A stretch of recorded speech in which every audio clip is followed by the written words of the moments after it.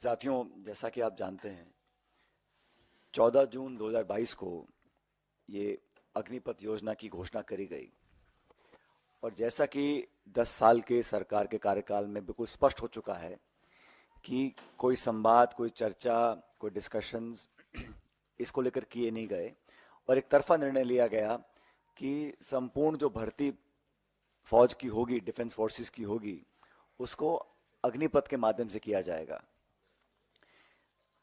कहा यह गया कि सेना की जो औसत आयु है वो ज़्यादा हो रही है, उसको कम करना है। कहा यह गया कि हम लोगों को अपनी डिफेंस फोर्सेस को मॉडर्नाइज करना है। लेकिन मोटे तौर पर देखने में आया है कि ये जो योजना का क्रियान्वयन किया गया, ये मूलतः पैसा बचाने के लिए किया गया।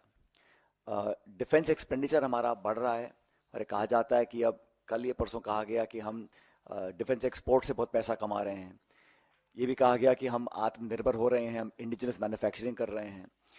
अगर हमारे डिफेंस डिपार्टमेंट को इतनी आमदनी हो रही है और हम लोग इतने सक्षम हो रहे हैं, तो सबसे ज़्यादा महत्वपूर्ण ये होगा कि हमारे जो शौर्यवीर सैनिक हैं उनके जीवन के लिए, उनकी भर्ती के लिए, उनकी नौकरी, पेंशन, परिवार की सुख सुविधाओं के लिए हम लोग संसाधन को जाहिर करें।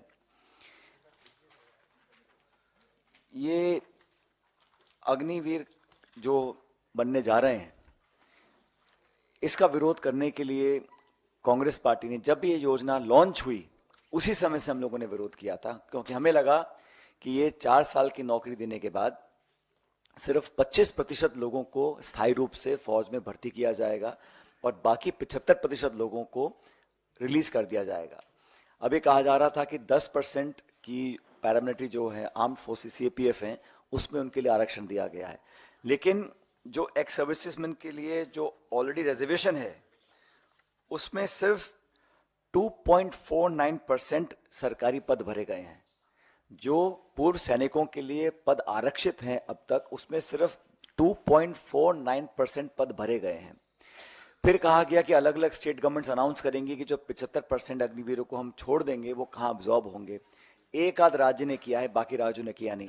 बेसिकली जो लोग 4 साल की नौकरी के बाद एक कम उम्र में रिटायर हो जाएंगे, उनके भविष्य का कुछ पता नहीं, उनको पेंशन भी नहीं मिलेगी, उनको ग्रेच्युटी जो 11 लाख रुपए की दी जा रही है उसका भी जो आधा पैसा है उनकी तनख्वाह से कट रहा है। तो कहीं ना कहीं ये कॉस्ट कटिंग के चक्कर में हम लोग अपनी सेना की भर्ती की जो प्रक्रिया